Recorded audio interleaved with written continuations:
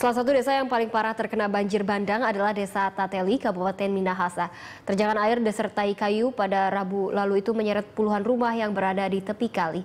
Saat ini ada sekitar 90 keluarga korban banjir bandang di Desa Tateli yang membutuhkan bantuan.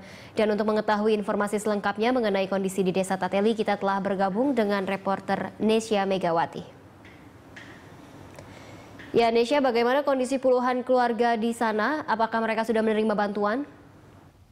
Ya, Imelda, untuk kondisi dari puluhan korban yang menjadi korban banjir bandang kemarin, saat ini mereka masih tetap mengungsi, dan saat ini di pagi hari mereka mencoba para korban kembali ke rumah mereka masing-masing untuk mencari paling tidak menyelamatkan barang-barang yang paling tidak bisa diselamatkan. Hingga kini bantuan dari Pemprov setempat dan juga yang lainnya juga memang belum didapatkan, dan warga memang mengeluh karena mereka sudah menjadi korban sejak Rabu lalu hingga kini bantuan juga belum sampai. Yang mereka butuhkan saat ini atau para korban yang butuhkan saat ini adalah bantuan seperti obat-obatan, posko kesehatan dan juga tenaga medis serta juga tenaga lainnya untuk paling tidak membantu membereskan puing-puing beton rumah yang sudah hancur. Sekitar puluhan rumah memang sudah rata dengan tanah dan ini menyebabkan warga sangat kesulitan.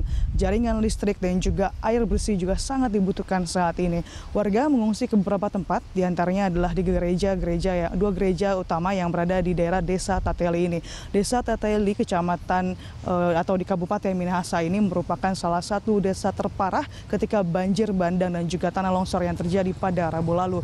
Ada sekitar 3 orang meninggal dunia yang menjadi korban di desa ini, dan setelah itu juga puluhan rumah juga terbawa oleh arus pada saat banjir bandang terjadi. Imelda. Ya, lantas bagaimana dengan kondisi banjir? Apakah warga sudah bisa kembali ke rumah mereka? Iya, kalau untuk banjir sampai saat ini memang sudah mulai surut. Sebenarnya kalau banjir sudah sekitar 3 hari yang lalu sudah mulai surut di beberapa desa, terutama juga salah satunya adalah di Desa Tateli. Namun warga belum berani untuk balik ataupun warga yang tidak terkena banjir, mereka masih was-was atau waspada untuk kembali ke rumah mereka masing-masing. Hal ini dikarenakan curah hujan memang cukup tinggi dan mereka khawatir jika terjadi banjir susulan.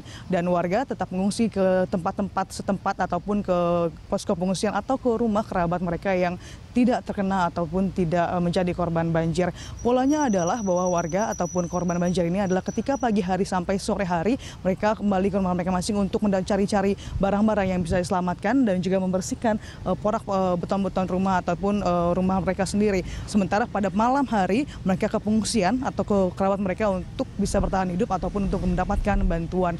Dan Imelda dan juga pemirsa, kerugian dari bencana banjir ini Gubernur Sulawesi Utara menyatakan adalah sekitar 1,8 triliun rupiah. Hal ini dikarenakan Sulawesi Utara, sejumlah wilayah di Sulawesi Utara sudah hancur total atau porak-poranda, infrastruktur dan juga fasilitas umum pelayanan publik sudah hancur. Di antaranya adalah 5 jembatan sudah hancur dan juga adalah banjir, ada tanah longsor di beberapa lokasi dan hingga kini masih belum bisa dievakuasi. Sementara ini untuk di Desa Tateli korban jiwa sekitar 3 orang dan sudah ditemukan dan sudah bisa dievakuasi, dan saat ini warga di Desa Tateli khususnya sedang membersihkan puing-puing ataupun mencari barang-barang yang bisa diselamatkan di rumah mereka masing-masing.